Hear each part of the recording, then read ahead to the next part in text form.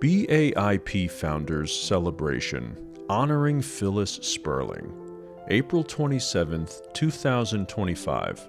Listen to Phyllis.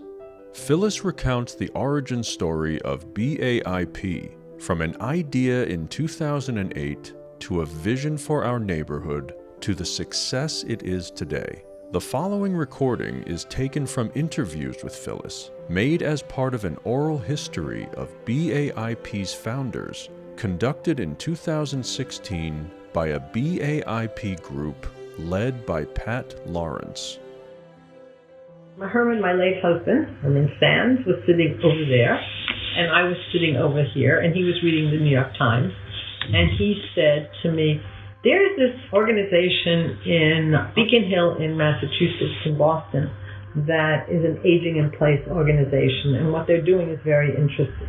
Have you ever heard of it?" And I said I hadn't, and he handed me the article, and the piece was about the Beacon Hill Aging in Place organization, which hired a few people to run it and had paid membership, and what they would do is they would help people to stay in their Beacon Hill homes. They would run errands for them, and we were intrigued. A couple of days later, women said, somebody should do that here on the Upper West Side.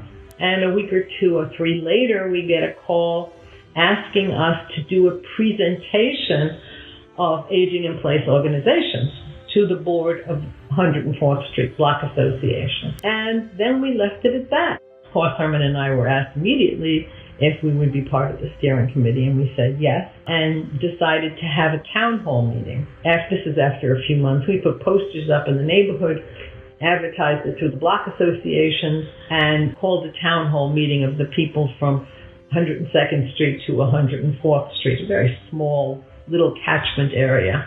People came. They came with canes, and they came with walkers, and they came out of curiosity, and we managed to fill, I think it was at the Marseille, and we managed to fill their community room. We talked about what we were thinking of doing, taking people to doctors and doing shopping and running to the pharmacy for them and various things like that. One person after the other got up and said, "This is a great idea." They said, "But, my children live far away and my friends are dead." They said, basically, we're lonely. I heard very much that plea for social life, and it seemed to far outstrip the need for someone to run to the pharmacy for them. We did not grow like a tree straight up. We were able to move and morph in various directions based on the needs that we heard out there. And if we don't do that, and if we don't listen to what people are telling us or asking us, then our growth is going to be irrelevant. It's going to not matter. So we were able to sort of change direction and reorganize ourselves based on what we perceive to be the communal needs, or our catchment needs, or the needs of the older people in our neighborhood, or the ideas of people. And that's why we really think of ourselves as a truly grassroots organization, because we sort of listen to the roots. We listen, we're sort of hopefully a bottom-up kind of place. And photography was one of the first groups that we started with. We started one fictional reading group. We have no age limits. We decided to have only geographic limits. My involvement with BAiP became a passion, actually, not just, do-gooder. It became very important to me. I think that what we're doing in BAiP is a light unto the nation kind of thing. It's an important part of life here to revitalize, to vitalize or keep active the lives of so many, people as they get older, to keep them occupied and thinking and open to new ideas and leading activities. Remember, we're not doing for people. People are doing for us. So if we have 60 groups, we have 60 group leaders.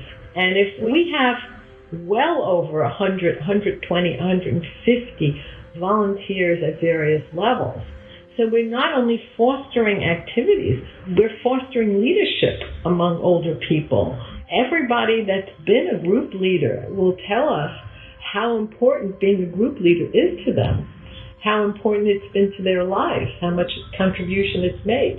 They said, "You asked us or you suggested we do this, but it's me that's benefiting from leading this group. I think it's done a tremendous amount of good in the neighborhood and for various people. One of the motivations that we discussed while still in the steering group was that when you form these small communities, and by small communities I mean the photography group, I mean the walking group, I mean the reading groups, I mean the exercise groups, I'm talking about the 60 plus groups we have. When you form these little groups, they're the ones that become the community.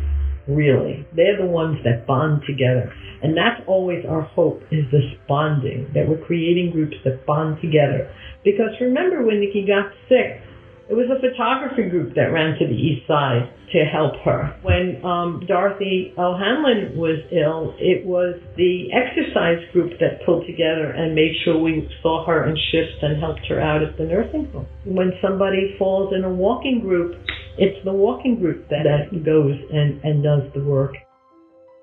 It's these small communities and this bond that form these hundreds of villages. And in that way, we've been successful. And that's why we have to continue in our work.